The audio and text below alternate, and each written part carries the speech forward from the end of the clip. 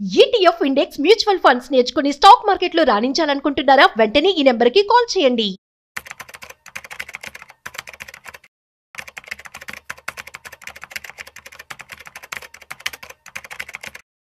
నమస్తే, welcome back to Suman TV. ప్రస్తుతం మనతో పాటు ఉన్నారు stock market analyst Sundar Rama Reddy గారు. నమస్తే సార్. నమస్తే మ్యామ్.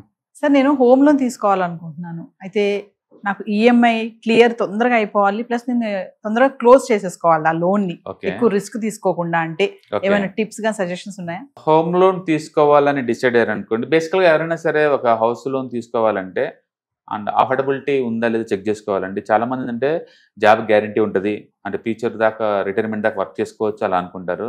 బట్ రీసెంట్ గా మీరు టీసీఎస్ చూశారు కదా, అది ఎగ్జాంపుల్ స్టార్ట్ అయింది ఇప్పుడు ఇండియాలో ట్రెండ్ కూడా. అబ్రాడ్ లాగా ఇండియాలో కూడా అవసరం లేదనుకుంటే ఎంప్లాయీస్ ని ఫైర్ చేసే కల్చర్ బీన్ అయింది ఆల్రెడీ. ఇంకా అందుకని మనకి ఎప్పుడైనా 30 40 వచ్చినాయి అంటే మనకి డేంజరస్ జోన్ లోకి వస్తున్నట్లు లెక్క. మనం ఎప్పుడైనా పీకొచ్చు. ఒకసారి పీకిస్తే ప్రాబ్లం ఏంటంటే వేరే వాళ్ళని ఈజీగా హైర్ చేయరు నిన్ను, ఎందుకంటే మన దగ్గర ఏజీ లేదు, అంటే మోడర్న్ తగ్గట్టు టెక్నిక్స్ లేదు. కాబట్టి 1-2 సార్లు ఆలోచించుకోవాలా. మరి ఈ ఇల్లు అనేది ఒక కళ, అది ఒక డ్రీమ్ అనమాట అందరికి. అది ఇల్లు కట్టకుండా అంటే చాలా కష్టం. ఇండియాలో మనిషి వాళ్ళు ఎవరికైనా సరే సొంత ఇంట్లో సావాలనేది ఒక డ్రీమ్ అనమాట. మరి అలాంటప్పుడు ఇల్లు లేకుండా ఎలా అంటే, మీరు ఆ ఇల్లు కొనాలంటే ఫస్ట్ మీరు ఫండ్ని క్రియేట్ చేసుకోండి. అప్పు తీసుకొని ఇల్లు కొనాలనుకున్నా సరే ఒక ఫండ్ క్రియేట్ చేసుకోండి. ఫండ్ క్రియేట్ అయిన తర్వాత లెట్స్ సే నేను ఒక 70 లక్షలు పెట్టి ఇల్లు కొందాం అనుకుంటున్నాను. మీరు ముందే ₹1 కోటి వర్త్ గల మ్యూచువల్ ఫండ్స్ క్రియేట్ చేసుకోవాలా. అంటే ఒక 10 years 15 years ముందే ప్లాన్ చేసుకోవాలా. ఇల్లు ప్లాన్ చేసుకొని మనీ పోగు చేసుకొని మ్యూచువల్ ఫండ్స్ లో అది 1 crore అయిన తర్వాత అప్పుడు మనం ఎస్డబ్ల్యూపీ పెట్టేసుకొని ఈఎంఐ కట్టుకుంటూ పోవచ్చు అనమాట ఆ డబ్బుతోటి. అప్పుడు ఫ్యూచర్లో నా జాబ్ పోయినా సరే నాకు ఇబ్బంది ఏం లేదు, ఎందుకంటే మనీ ఇలా పోతుంది కాబట్టి ఆటోమేటిక్గా. అలాంటి ప్లాన్ చేసుకొని మీరు తీసుకోవాల్సి ఉంటుంది. ఒకవేళ అలాంటి ప్లానింగ్ ఏం చేయలేదు, అంటే ఎమోషనల్గా ఇన్వాల్వ్ అయ్యి నేను ఇల్లు తీసుకుందాం రెడీ అయ్యాను అనుకున్నాను అనుకోండి, అప్పుడు ఏంటంటే ఇంక ఎలాగో అది తీసుకున్నారు డెసిషన్, ఇప్పుడు ఇంకా అది మార్చలేం కదా. అప్పుడు మీరు చేయాల్సిందల్లా ఏంటంటే, సపోజ్ చాలా మంది ఏంటంటే అర్లీగా క్లోజ్ చేద్దామని చెప్పేసి 15 years 20 years అలా తీసుకుంటారండి.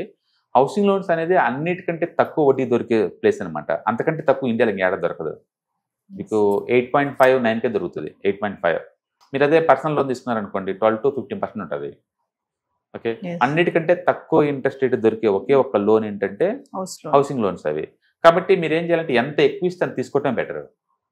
మీరు అర్లీగా క్లోజ్ చేద్దామని అనుకుంటున్నారు కానీ అవసరం లేదు, ఎందుకంటే 9% దొరుకుతుంది మనకి అవి. ఓకే, ఫర్ ఎగ్జాంపుల్ ఇప్పుడు ఇద్దరు వ్యక్తుల మధ్య చూద్దాం అనుకోండి, ఇద్దరు 50 lakh తీసుకున్నాం. మీరు తీసుకున్న 50 lakh, నేను తీసుకున్న 50 lakh. మీరైతే 15 yearsకే కడతాం అంటున్నారు, నేనైతే 20 years అనమాట. కాబట్టి రఫ్గా 9% వడ్డీ అనుకున్నాం అనుకోండి, మీరు 49,000 కట్టాలి పర్ మంత్, నేనేమో 43,000 కట్టాలి. ఇద్దరి మధ్య డిఫరెన్స్ 5,800 ఉంటుంది. ఆ అమౌంట్ ఏం చేస్తానంటే మ్యూచువల్ ఫండ్లో పెడుతున్నాను, ఏదో ఒక దాంట్లో మ్యూచువల్ ఫండ్. ఫర్లే ఎగ్జాంపుల్ నిఫ్టీ అనుకున్నారు అనుకోండి, నిఫ్టీ యావరేజ్ మీద 12% దాకా వస్తుంది నాకు. ఓకే, ఇప్పుడు 15 years తర్వాత ఏం జరిగిందంటే మీరు మొత్తం కట్టిన అమౌంట్ 88 లక్షలు అండి. అంటే మీరు తీసుకున్న 55 లక్షలకి అంటే మిగతాది వడ్డీలా కడతారు కాబట్టి మొత్తం 88 లక్షలు కట్టారు మీరు. నేను కట్టిన అమౌంట్ 15 years తర్వాత చూసుకుంటే 77 లక్షలు వస్తుందండి. అంటే స్టిల్ ఇంకా నేను ఎంత కట్టాలి అంటే 21 లక్షలు కట్టాలి నేను ఇంకా 15 years తర్వాత చూసుకుంటే, ఎందుకంటే మీరు పెట్టిన 15 years కాబట్టి మీది అప్పటికల్లా క్లోజ్ అవుతుంది. సో టోటల్ అమౌంట్ మీది 88 లక్షలు అయింది. అసలు 50 ప్లస్ ఇది వడ్డీతో కలుపుకుంటే 38 లక్షలు అయింది మీకు. వడ్డీ మీకు 38 అనమాట, మీది క్లోజ్ అయిపోయింది. నేను తీసుకుంది కూడా 50 లక్షలే, బట్ 15 years తర్వాత నేను కట్టిన అమౌంట్ మొత్తం 77 లక్షలే కట్టాను. అంటే ఇంకా నేను డ్యూ కట్టాల్సింది ఎంత అంటే 21 లక్షలు ఉంటుంది కట్టాల్సింది నేను. కానీ నా మ్యూచువల్ ఫండ్స్ నేను పెట్టాను కదా ఎవ్రీ మంత్ 5,800, అది ఇయర్లీ 12% చొప్పున లెక్కేసుకుంటే నాకు 32 lakhs పెరిగింది. 32 lakhs. ఇప్పుడు 32 lakhs నాకు వచ్చింది కాబట్టి ఈ డబ్బులు మొత్తం కట్టాను అనుకోండి, నాకు ఉల్టా 11 లక్షలు మిగులుతాయి. అంటే 15 yearsతో పాటు దీంతో పాటు నేను క్లోజ్ చేస్తే నాకు ఉల్టా నాకు 11 లక్షలు మిగులుతాయి. కాబట్టి లోన్ తక్కువ రేటుకి వచ్చినప్పుడు ఎంత ఎక్కువ టైం తీసుకుంటే నీకు అంత బెటర్, ఎక్కువ టైం తీసుకుంటే నీకు అంత బెటర్. ఆ డిఫరెన్స్ ఏంటంటే మీరు మ్యూచువల్ ఫండ్లో పెట్టుకోండి. ఓకే, మనం చెప్పింది ఈ ఎగ్జాంపుల్లో నిఫ్టీ 12% చెప్పాం, మంచి మ్యూచువల్ ఫండ్స్ 20 దాకా కూడా ఇస్తాయి. అవన్నీ ఇంకా చాలా ఎక్కువ డబ్బులు వస్తాయి. అందుకని మీరు ఎవరైనా ఈఎంఐలు కట్టేటప్పుడు కొంత డబ్బు ఎక్కువ టైం తీసుకొని డిఫరెన్స్ అమౌంట్ అని మ్యూచువల్ ఫండ్లో పెట్టడం బీట్ చేసుకోండి. లాంగ్ టర్మ్ లో మంచి వెల్త్ క్రియేట్ అవుతుంది. ప్రతి లోన్ కి అలా చేసుకోవచ్చు, మీరు ఆప్టిమైజేషన్ చేసుకోవచ్చు. Hello viewers, stock market analyst Sundar Rama Reddy గారి ఆన్లైన్ వెబినార్ కి ఎన్రోల్ చేసుకోవాలనుకుంటున్నారా? ఎస్ఐపి ప్లాన్ గానీ, ఫైనాన్షియల్ ప్లానింగ్ గానీ, మరి రిటైర్మెంట్ ప్లాన్ ఎలా చేసుకోవాలి, కిడ్స్ ఉన్నారు, కిడ్స్ కి సేవింగ్ స్కీమ్స్ గానీ, ఇలాంటి డీటెయిల్స్ అని తెలుసుకోవాలనుకుంటున్నారా? మరి ఫీజు వచ్చేసి 4444. మరి కింద కనిపిస్తున్న నెంబర్ కి కాల్ చేసి రిజిస్ట్రేషన్ చేసుకోండి. కొంతమంది మధ్యలోనే తొందరగా కట్టేసుకుందాము, మనకు క్లియర్ అయిపోద్దని అనుకుంటారు. నేను అంటుంది ఏంటంటే 9% వడ్డీకే మీరు మేనేజ్ చేయాలన్నప్పుడు మ్యూచువల్ ఫండ్లో పెడితే 20లో ఎలా మేనేజ్ చేయగలుగుతారు?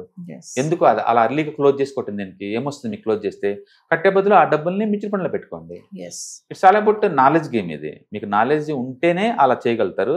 నాలెడ్జ్ లేదనుకోండి క్లోజ్ చేసుకుంటమే బెటర్, నీకు పీస్ ఆఫ్ మైండ్ దొరికింది కదా. Yes. సో ఇక్కడ ఎమోషనల్ వర్సెస్ ఎకనామిక్ సెన్స్ అనమాట ఇక్కడ అంతే. Yes. అందుకని లోను డబ్బులు ఎక్స్ట్రా వస్తే ముందే క్లోజ్ చేసుకోవటాలు, అంటే చాలా మంది అంటే 10% ఎక్స్ట్రా కడతారు, ఇలా చేస్తూ ఉంటారండి.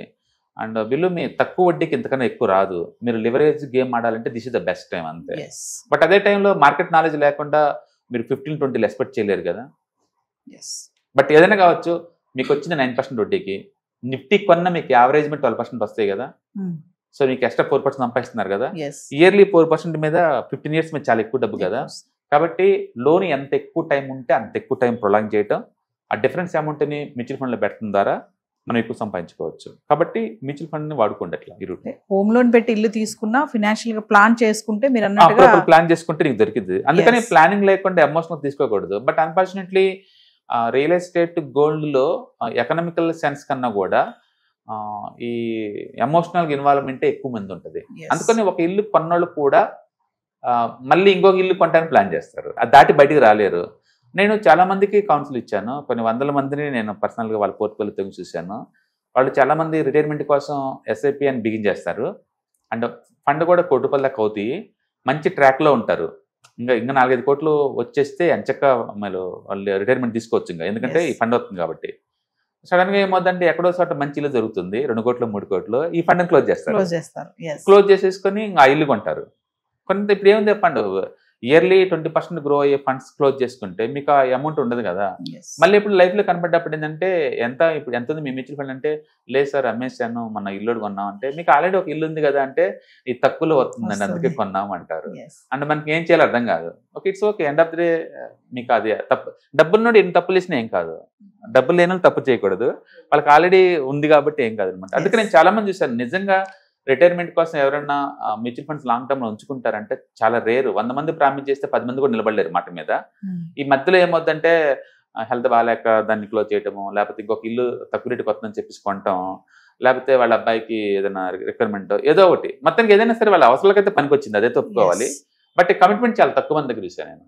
అందుకని లూజ్గా అందరూ రిటైర్మెంట్ ప్లానింగ్ అంటారు తప్ప కమిట్మెంట్ ఇచ్చి ఉన్న వాళ్ళు ఎవరు ఉండరు.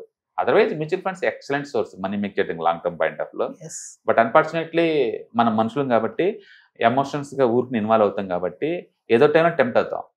అంటే చాలా మంది టూర్లు వెళ్ళడానికి దీన్ని అమ్ముతారు, టూర్లకి ఎయిర్పోర్ట్ టికెట్లకి వాటికి మ్యూచువల్ ఫండ్ అమ్మే వాళ్ళు చాలా మంది ఉన్నారు. మరి దాన్ని ఏమనుకోవాలి ఇంకా. కాబట్టి ఏదైనా సరే ఒక అవసరం ఒక నీడ్ ఫుల్ఫిల్ అవుతుంది కాబట్టి it's okay. Thank you. Hi, నేను మీ సుందర రామిరెడ్డి. ఈ వాలటిలిటీ మార్కెట్లో మనీ ఎలా మేక్ చేయాలని ఆలోచిస్తున్నారా? అంటే స్టాక్ మార్కెట్ బాగా బ్లీడ్ అవుతున్న ఈ టైంలో పోర్ట్ఫోలియోస్ అన్ని కూడా బ్లీడ్ అవుతున్నాయా? అండ్ ఈ వాలటిలిటీని ఎలా హ్యాండిల్ చేయాలి, లాంగ్ టర్మ్లో మంచి పోర్ట్ఫోలియో ఎలా బిల్డప్ చేయాలో ఆలోచిస్తున్నారా? అలాంటి వాళ్ళ కోసమే ఈ వెబినార్. రాబోయే ETFs, index funds and mutual funds వెబినార్లో పార్టిసిపేట్ చేయండి. మీ నాలెడ్జ్ పెంచుకొని రిస్క్ని మినిమైజ్ చేసుకోండి. స్టాక్ మార్కెట్లో ఉన్న ఇలాంటి వాలటిలిటీని ఎలా హ్యాండిల్ చేయాలో తెలుసుకోండి. Thank you.